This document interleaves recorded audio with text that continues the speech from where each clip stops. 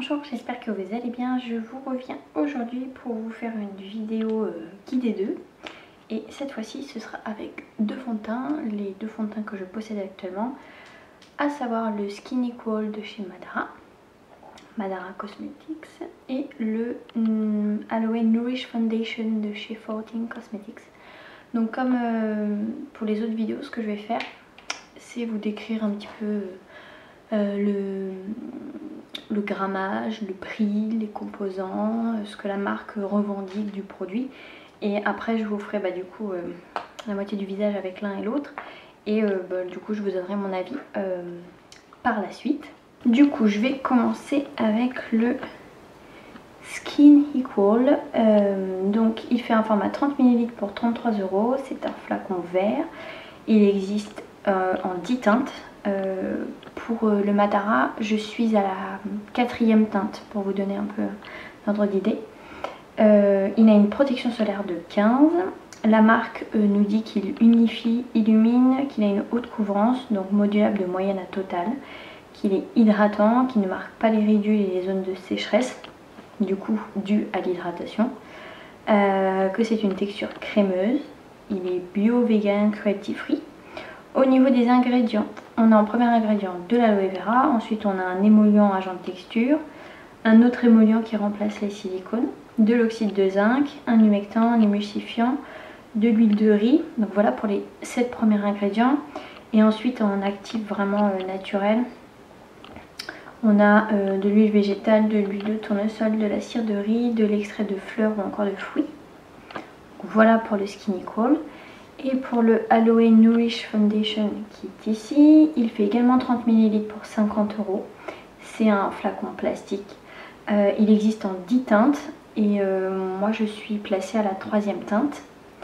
Il a une protection solaire de 23, il unifie, il a un fini satiné, il est naturel, vegan, cruelty free. Au niveau des ingrédients, on est sur de l'aloe vera, de la glycérine, du dioxyde de titane. Donc j'ai remarqué que pour le 14 Cosmetics, le dioxyde de titane était plus haut placé que pour le Madara. Donc à savoir que le dioxyde de titane, ça sert de pigment blanc, d'opacifiant et de filtre UV minéral. Ensuite on a de l'huile d'argan, de l'huile de jojoba, de l'oxyde de zinc, de l'acérola. Donc voilà pour les 7 premiers ingrédients. Et ensuite on a du beurre de coco, du gotu kola, de la réglisse, de l'extrait de bambou, etc. Donc là de prime abord, ce que je peux vous dire en comparaison, le Madara est moins cher, il a un flacon vert, donc ça c'est cool. Le 14 Cosmetics flacon en plastique, donc ça c'est moins cool. Par contre il a une protection solaire qui est plus importante, il est plus cher. Par contre au niveau des ingrédients, on a davantage d'ingrédients naturels, quoi. On a davantage d'extraits. Donc voilà pour la petite comparaison théorique. Maintenant on va passer du coup à l'application. Je n'ai volontairement pas mis de correcteur afin que vous puissiez voir leur couvrance. Je vais les appliquer tous les deux au pinceau. Donc le mieux ce serait de les appliquer à la main parce que le premier va avoir un petit peu imprégné les poils du pinceau. Et j'ai pas envie de le faire à la main. Je vais commencer par le 14 Cosmetics. Donc j'en mets même pas une pompe. Voilà la texture et la couleur. J'en ai mis trop. Je viens de me rendre compte que j'en ai mis pour le visage entier. Boulet. C'est pas bien de gâcher de la matière. Je pense que vous allez le voir. J'ai le front, même en utilisant l'élixir de pureté, c'est une catastrophe. Et là j'ai une saleté. Merci bien. Allez, c'est parti.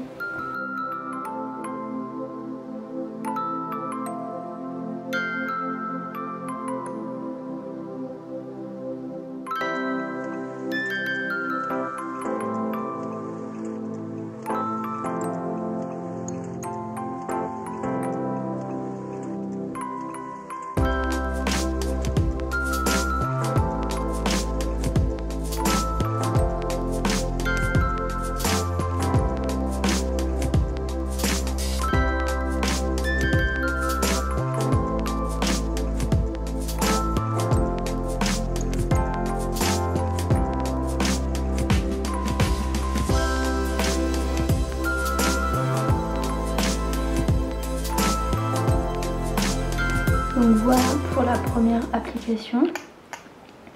Généralement de ce fond de teint je n'en mets qu'une couche, vu qu'avec le correcteur ça me permet de camoufler toutes les imperfections.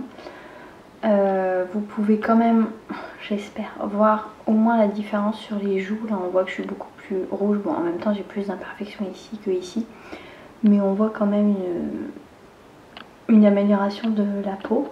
Donc pour l'instant je ne vais en mettre qu'une couche de chaque et ensuite on verra. Donc voilà, tout ce qui me reste, bah, au moins je le mets de côté pour pas me resservir vu que j'en ai suffisamment sur la paume de main.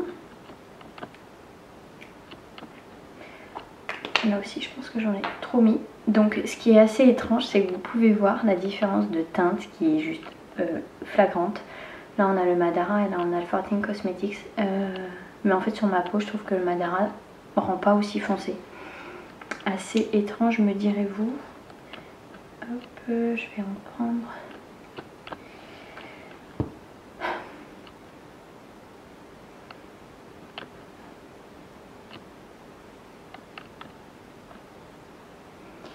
Allez, let's go.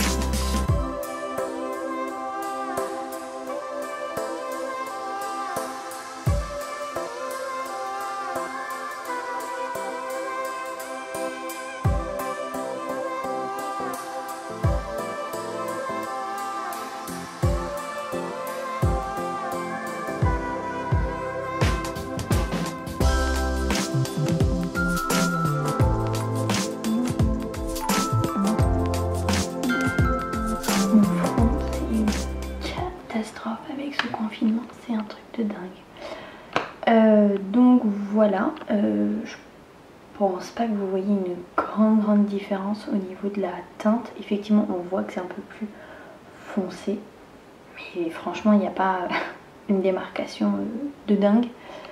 Je pense que vous voyez la différence notamment sur la pommette au niveau du glow et de la luminosité qu'apporte le Kosas, n'importe quoi, le Madara.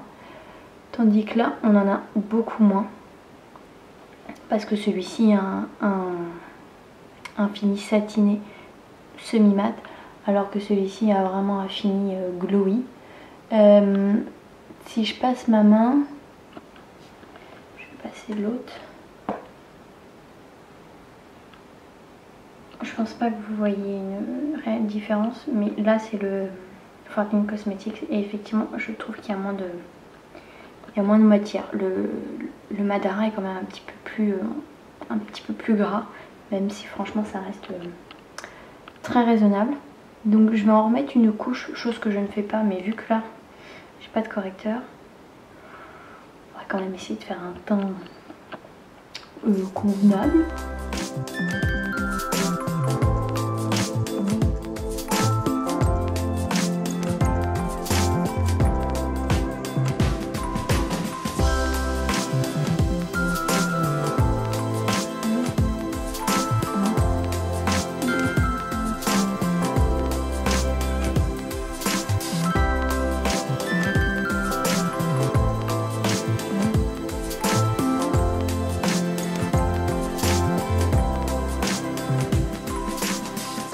J'ai de nouveau le même problème qu'avant de découvrir au coco. C'est-à-dire que t'as beau avoir un fond de teint top.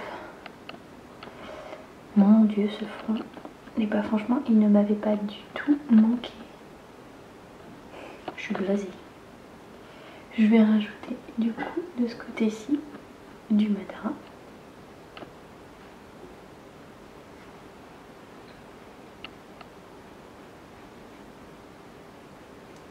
Donc effectivement là vu que j'utilise deux fonds de teint avec le même pinceau, c'est pas des plus professionnels, mais vous me pardonnerez et en soi ça change pas énormément la donne parce qu'ils sont quand même comment dire, fidèles à d'habitude hein.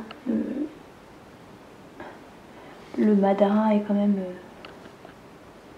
je pense... J'espère vraiment que vous voyez au moins la différence, mais... le Madara est quand même plus glow. Je trouve, mais bon. Là on voit quand même un petit peu de glow. Donc peut-être que les deux se sont mélangés. Par contre, bon, je vais faire la liaison entre les deux. Voilà mes petites dames. Je les aime tous les deux beaucoup. Il y a certains jours où j'utilise le 14 parce que j'ai envie d'avoir un teint plus mat, pas forcément glowy, lumineux. Mais le Madara est aussi très très appréciable. Après, est-ce qu'il y en a un des deux qui est plus couvrant? J'aurais quand même tendance à dire que le 14 Cosmetics me fait une... comment dire, match le mieux avec ma carnation. Le sand, bon, sur la main on voit que c'est assez jaune, mais moi ça me choque pas trop sur ma peau, honnêtement. Mais là où j'avais vraiment des imperfections, il les cache pas, il faut du correcteur. Donc voilà ce que je peux vous en dire. Après au niveau de la tenue ils sont bien, ils filent pas trop. L'avantage des deux c'est qu'il y a un SPF et qu'ils sont à base d'aloe vera. Donc ça c'est cool, ils sont vraiment très confortables au niveau de la peau, il n'y a pas de tiraillement. C'est vraiment un fond de teint soin.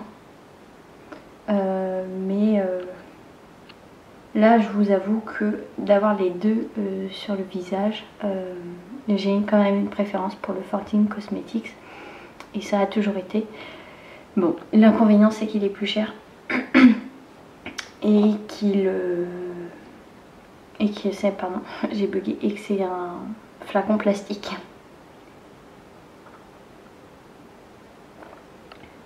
Donc voilà, j'espère au moins que cette vidéo vous aura plu et peut-être aidé. Et j'espère au moins que vous voyez peut-être une différence, mais après c'est pas non plus flagrant. Mais ouais, là j'ai quand même l'impression, pour avoir mis 2 couches de Madara, je trouve quand même le 14 Cosmetics plus couvrant que le Madara. Voilà, bah écoutez, je vous attends en commentaire, j'espère que vous allez toutes très bien et surtout prenez soin de vous.